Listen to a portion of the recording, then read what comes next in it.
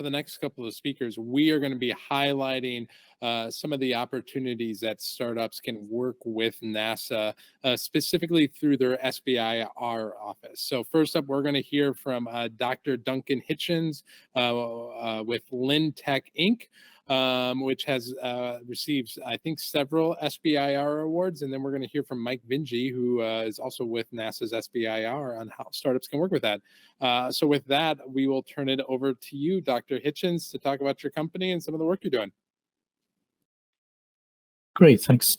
Thanks for the introduction. Let me first mention my colleague, Jin-Sung Kim, who led most of the work, not all of it, but most of the work that I'm going to be talking about today. My first slide is a little bit about the company. Just briefly, I want to mention that we're located close to Texas A&M University in College Station. Our mission is to combine chemical sciences, biological sciences with advanced engineering to develop new types of commercial products. And as you mentioned, one of the reasons for giving the talk today is to advocate for the SBIR program. It's a program that allows small businesses to participate alongside NASA, tackling the same type of problems that NASA faces. My talk is going to focus on electrochemistry. We're a company known for our electrochemical research, and electrochemistry has been important to the space program, the manned space program, almost since the beginning. So it's not a new type of technology. In fact, on the space station today, they don't yet have plants. So oxygen is made by the electrolysis of water, by electrochemistry. So it's a very important type of technology for the space program.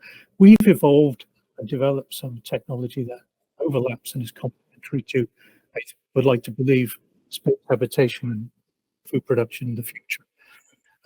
So our next view graph is a quick introduction to electrochemistry. What is it? Very simply, it's using electricity to drive chemical processes, or at least for the purposes of this talk. That's the definition I'm using for electrochemistry. I think it's fairly straightforward. You start with an electrical power source. You have a positive, negative electrode, and connecting the electrodes, you have a ionically conducting medium. And you can do some very clever things with that basic concept using membranes. And I'll be talking about the use of divided cells.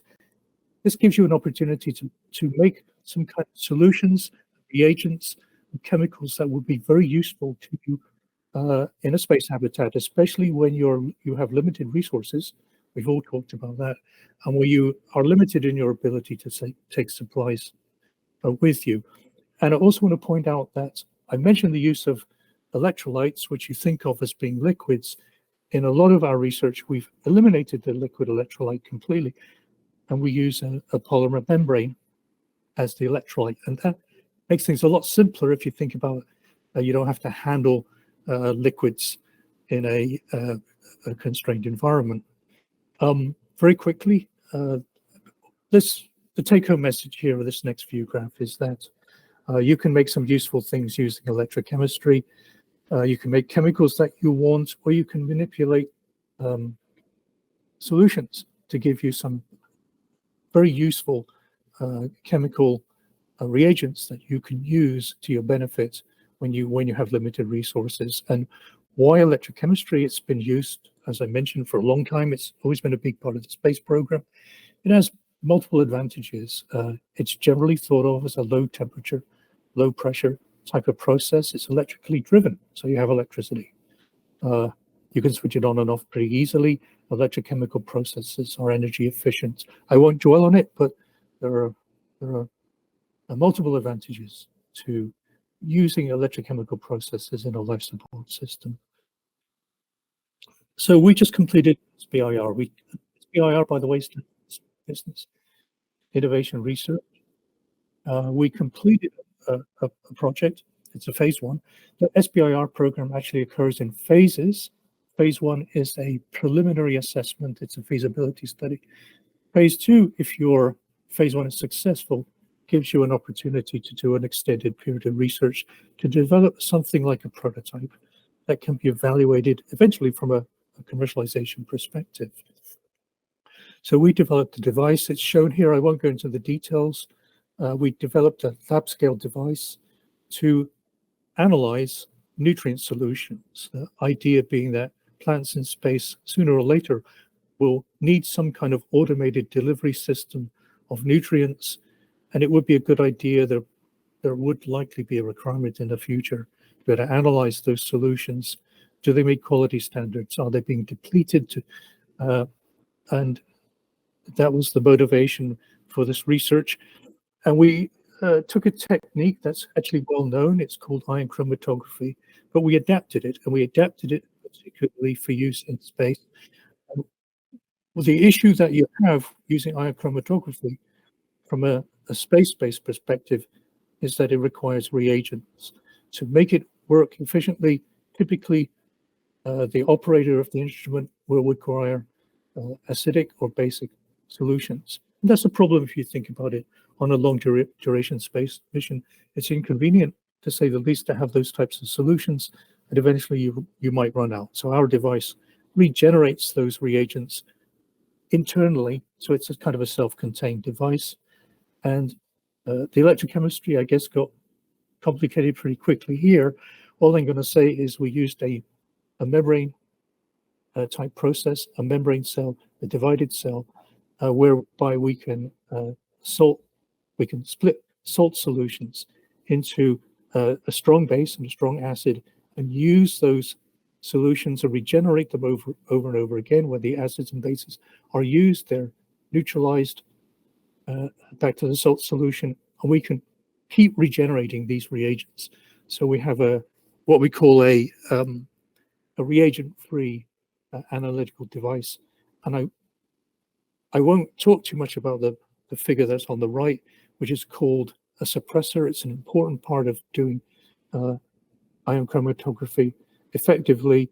What you're doing here is you're improving the signal to noise ratio by eliminating the ions that will interfere with your signal. It's an electrochemical process also. So a regenerative process, and it's actually not as simple as that. Nutrient solutions, plant nutrient solutions are a challenge to analyze because, as I think for the audience knows, plants require certain microelements, micronutrients at low concentrations. And so our device, and I don't have time to go into it, actually is dual functional. It uses ion chromatography for a certain class of ions, which are usually present in higher concentrations, but we use a photochemical method, a very sensitive photochemical method for detecting trace elements. And as I mentioned, we're an engineering firm, and what you see on the right is a kind of a projected future device, ion chromatograph plus photochemical process.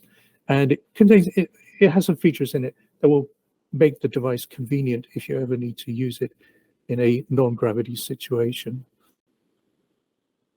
And I do want to mention it's a kind of technology gap. Let me go back a slide. It's a technology gap for NASA who have spent and invested a lot of resources very successfully developing methods to analyze organic substances in water in space, but there's been less investment. It's a technology gap at the present time. I've heard detecting and analyzing for inorganic species in water in a spacecraft environment. The next slide. Turning our attention to, again, a situation, you're in a long duration mission. Wouldn't it be good if you could make the things you needed on demand when you needed them, rather than take things with you? And I'm going to talk a bit, finally, the second technology I want to talk about is an electrochemical process for generating hydrogen peroxide. Now, why would you want to do that? There's been a lot of interest over the years from NASA in hydrogen peroxide as a sanitizing agent. And here are some of the reasons. It's environmentally benign. It doesn't off gas. It dissolves easily in water. It's a kind of convenient chemical to have on a spacecraft. And it's a broad spectrum antimicrobial. It's used in industry. It's used as a rinse for vegetables, and it has very good regulatory standing. So there's been over the years some interest in using hydrogen peroxide for hygiene purposes. And what we've developed at Lynntech, and it's a fairly mature technology these days, is a technology that makes hydrogen peroxide very simply from what you already have in your space habitat. You have water and you have electricity. You have air, which contains oxygen. This process takes oxygen, reduces it at the negative electrode, the cathode, and produces hydrogen peroxide in water.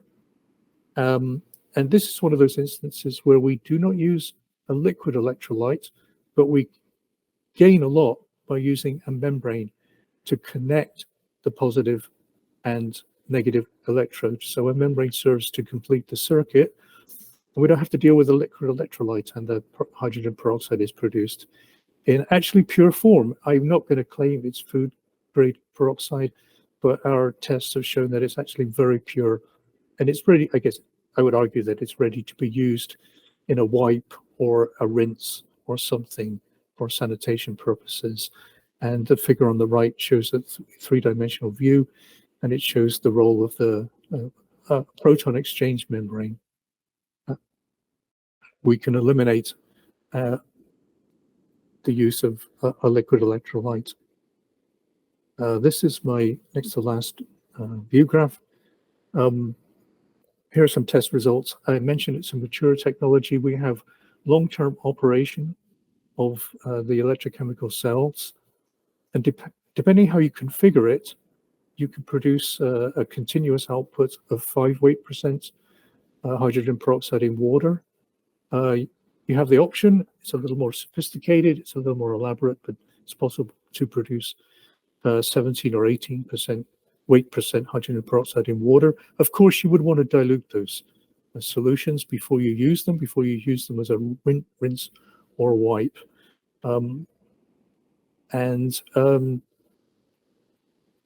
The picture you see on the right is a self-contained, on-demand hydrogen peroxide generator. We built it, delivered it for NASA. It's been evaluated. You plug it in. There's a little pump inside that draws in oxygen. It produces oxygen on the anode also, so the oxygen you consume is replaced. Who doesn't mind a little bit of oxygen? And it produces 8 to 10 milliliters of hydrogen peroxide an hour on demand.